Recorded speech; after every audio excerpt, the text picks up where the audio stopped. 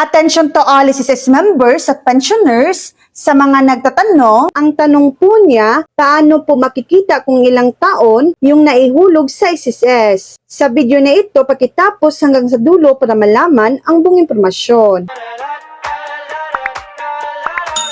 Para makita kung ilang taon o buwan na ang naihulog mo sa SSS, maaari kang mag-login online gamit ang dalawang pinakamadaling paraan sa pamamagitan ng website o ng SSS mobile app. Narito ang mga hakbang. Una, gamit ang SSS website, pumunta sa official na My.SSS portal, ilagay ang iyong user ID, password, at isolve ang CAPTCHA. Pagkatapos ay i-click ang sign in. Sa itaas na menu, piliin ang contributions. May lalabas na table kung saan makikita mo ang buwan ng hulog, kabuohang bilang ng mga naihulog at ang katumbas nitong halaga. Pangalawa, gamit ang My.SSS mobile app, i-download o buksan ang My.SSS app sa iyong smartphone. Mag-login gamit ang iyong user ID at password. Maaari ka ring mag-set up ng fingerprint, Face ID para sa mas mabilis na pag-login. Sa dashboard, i-tap ang actual premiums o contributions. Makikita mo ang simplified list